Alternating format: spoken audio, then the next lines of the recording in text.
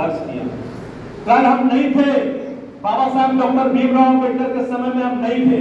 आज भी जुल्म अत्याचार बढ़ा हुआ, आपके अधिकार रुके जा रहे हैं, कहीं प्राइवेटाइजेशन लागू किया जा रहा है, शिक्षा की व्यवस्था को इतना महंगा किया जा रहा है कि गरीब का बच्चा उतना उच्च क्वालिटी का शिक्षा नहीं ले सकता है।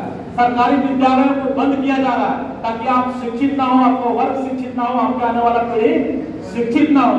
स्वास्थ्य की व्यवस्था खराब किया जा रहा है।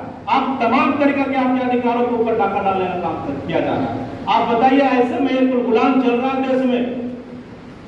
कल आप माननीय कांशीराम साहब के समय में नहीं थे, बाबा साहब डॉक्टर भीमराव अम्बेडकर के समय में नहीं थे, लेकिन आज आपके साथ उन्हीं के मिशन को आगे बढ़ाने वाला एक शेर माननीय चंद्रशेखर आजाद जी चल रहा आपके अधिकारों को। मैं पूछना चाहता हूं इस समाज से कि आप नहीं थे, इसमें आपकी गलती नहीं है, लेकिन अगर आप हैं और माननीय चंद्रशेखर आजाद जी के हाथों को मजबूत नहीं कर रहे हैं, इसमें सिर्फ आपकी गलती है, सिर्फ आपकी गलती है।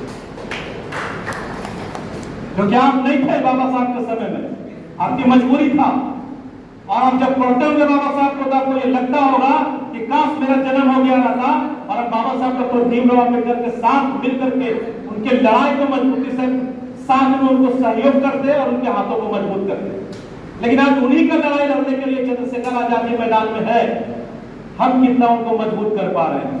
हम सभी जान रहे हैं कि एक सांसद 542 सांसद के ऊपर भारी है। आए दिन हक और अधिकार के लिए चंद्रशेखर आजाद जी संबंधित मंत्रियों को लेटर लिखा करते हैं, चाहे वो पुलिस का हो, चाहे वो शिक्षक का हो, चाहे हमारे माताओं बहनों का अधिकार का हो, हर एक दिन लेटर लिखते हैं। कहीं पे अगर पुलिया टूट गया उसके लिए लेटर लिखते हैं। आम लोगों के अधिकारों की आवाज को लगातार वो उठाते रहते हैं। और यहाँ तक के लेटरों के जरिए जब संसद में सत्र चल रहा होता है तो संसद में अपनी आवाज को बुलंद करने का काम करते हैं, आपके अधिकारों को रक्षित करने का काम करते हैं। आज एक ऐसे नेता आप सबों के बीच में है जिसके हाथों को यदि हम मजबूत करें तो आप जान लीजिए बाबा साहब डॉक्टर भीमराव अम्बेडकर के सपनों का भारत बनने में देर नहीं लगने वाला है। लेकिन हम क्या करते हैं, हम अपने चीजों को, अपने एजेंडों को भी गलत तरीके से प्रचारित करते हैं और बहुत गलत तरीके से उसको प्रभाव डालने का कोशिश करते हैं। हमारे ही समाज के कुछ लोग वोटों के समय में, इलेक्शनों के समय में बाहर निकलते हैं और अपने समुदाय को बरगला करके उनके वोट का दुरुपयोग करवा के दुश्मनों को जिताने का काम करते हैं। सही बोल रहे हैं हम? और वो उसका ये जो कुकर्म है वो पूरे समुदाय के ऊपर उठाना घात कर रहा है। ये लोग उन लोगों को ताकतवर बना रहे हैं जिन लोगों ने सदियों से इस समुदाय का शोषण किया है। और अगर वो ताकतवर सीटों पर बैठे रहे तो आपका जब शोषण किया है तो आज आपको माला पहनाकर के स्वागत नहीं करें। हम लोगों ने किया ना आज तक? आप बताइए, इस देश में सरकारें दो ही रही, भाजपा और कांग्रेस की। आज 10,000 रुपए जितने साल हो गए, 75-76 साल, सरकार दो ही रही, कांग्रेस और भाजपा की। अगर इन लोगों को हमारी जिंदगियों में बदलाव करना होता तो हमारी जिंदगियों को इतने सालों में बदलने के लिए इतना साल काफी है। सही है?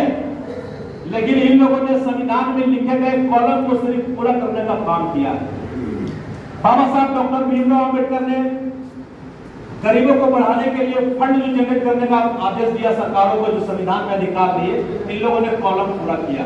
कॉलम पूरा किया जहां पे लोगों को 5 लाख रुपए के लोन मिलने चाहिए, 50,000 रुपया दे करके अपनी फाइल को बंद करने का काम किया। आपके लिए शिक्षा का व्यवस्था बाबा साहब ने, आपको मालूम होगा कि इंटर तक, आईए तक जो है बाबा साहब जो है उस सभी का शिक्षा मुफ्त में देने का आदेश दिए, लिखे थे संविधान में। इन लोगों ने क्या किया, उस अधिकार को बदल दिया और उसमें 45 अनुच्छेद 45 में 45 जोड़ दिया। उसमें ये लिख दिया कि 6 साल की उम्र तक हम गरीब हम बच्चों को शिक्षा देंगे सरकार की तरफ से, और 6 साल के बाद अभिभावक की जिम्मेवारी होती है कि वो बच्चों को शिक्षा दे। और अगर अभिभावक शिक्षा नहीं देता है, इसका दोषीदार अभिभावक होगा। ये लोगों ने लिख दिया। मालूम है क्यों? क्योंकि ये नहीं चाहते हैं कि आपकी नस्ल शिक्षित हो, क्योंकि शिक्षा ही सवालों की जननी होती है। और अगर आपके नस्ल शिक्षित हो गए तो ये सब इन सरकारों से अपने अधिकार मांगने के लिए खड़े हो जाएंगे और पूछने लगेंगे कि लाओ इन 75-76 सालों में हमारे तमाम अधिकार तुमने जो दबा करके रखे हैं वो उसे बाहर निकालो। ये लोग चाहते हैं वोट का ध्रुवीकरण हमारा होते रहे और हमारा राज पटिया में बचे रहे।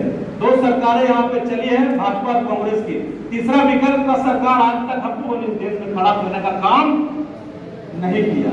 आज उत्पीड़न इसलिए हावी है, उत्पीड़न इसलिए हावी है कि आपके ऊपर जब अत्याचार होता है तो जब फोन जाते हैं नेताओं के पास, विधायकों और सांसदों के पास जब कॉल जाते हैं तो वो आपका मदद करने छोड़ के आपके ऊपर जो उत्पीड़न किया है अपने रिश्तेदारों के पक्ष में खड़े होते हैं और थाना अधिकारी को फोन करके बोलते हैं कि देख लीजिएगा अपना आदमी ज्यादा कार्रवाई नहीं होनी चाहिए और उसके ऊपर कार्रवाई नहीं होता। वहां से रौब शुरू होता है भीम आर्मी भारत एकता मिशन का।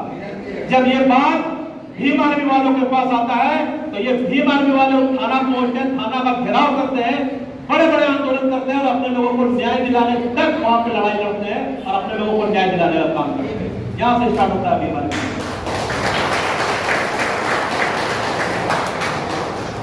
बड़े से बड़े मुद्दा, बड़े से बड़ा उत्पीड़न का लड़ाई लड़ रहा है भीम आर्मी आपके लिए।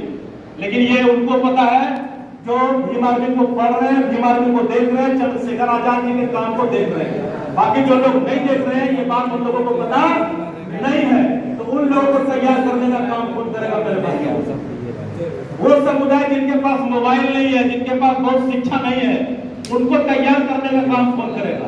आपको लगता है कि चंद्रशेखर आजाद जी अगर इस देश का प्रधानमंत्री बन जाते हैं तो इस देश के बहुजन समाज के अधिकार सुरक्षित होंगे कि नहीं होंगे? अगर चंद्रशेखर आजाद इस देश के प्रधानमंत्री बन जाते हैं तो क्या बहुजन समाज के ऊपर अन्याय, अत्याचार, उत्पीड़न होगा? क्या हमें अपने अधिकार को मांगने का जरूरत है? नहीं है। जब मनुवाद के वंशज, मनु के वंशज इस देश में प्रधानमंत्री बन सकते हैं तो अंबेडकर के वंशज इस देश में गद्दी बैठ सकते हैं प्रधानमंत्री। मैं आप सबों से एक बात कहता हूं कि बाबा साहब डॉक्टर भीमराव अंबेडकर का नाम एक क्रांति है और बाबा साहब डॉक्टर भीमराव के विचार जिन्होंने पढ़ा है इस देश का एक एक पत्ता पत्ता की कहानी को भाग लिया है। बाबा साहब का किताब मात्र एक किताब मान्यवर काशीराम साहब ने पढ़ा था, एनिहिलेशन ऑफ कास्ट, और माननीय काशीराम साहब का जिंदगी बदल गया।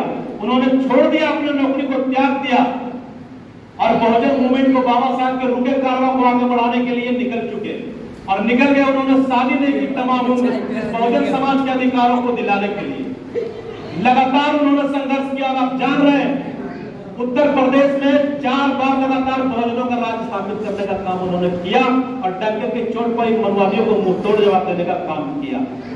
आज हम जहां पे चल रहे हैं, माननीय चंद्रशेखर आजाद जी, आज उनका संघर्ष सहारनपुर से शुरू हुआ और वो एक उत्पीड़न से शुरू हुआ, एक अन्याय अत्याचार से शुरू हुआ।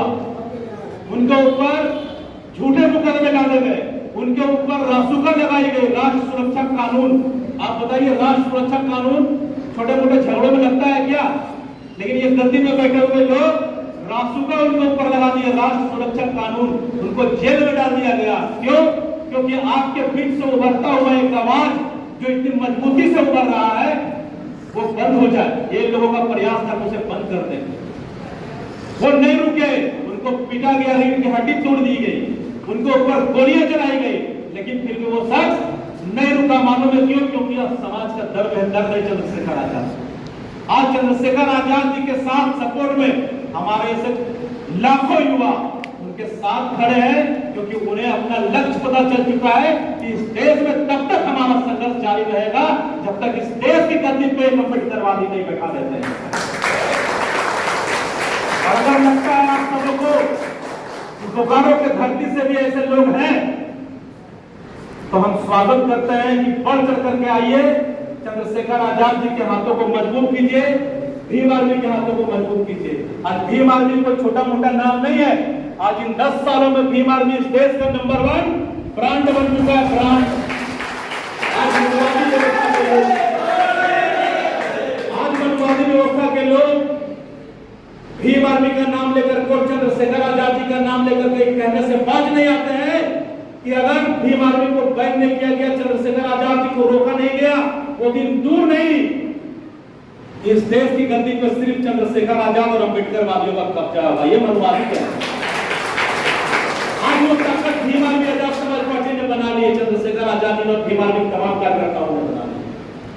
मैं आप सबसे ये अपील करने के लिए आया हूं कि अगर इस आंदोलन में, इस संघर्ष में आप सहयोग करें तो हमारी 10 साल की लड़ाई 5 सालों में कंप्लीट कर सकते हैं। उसके लिए मेहनत करना होगा।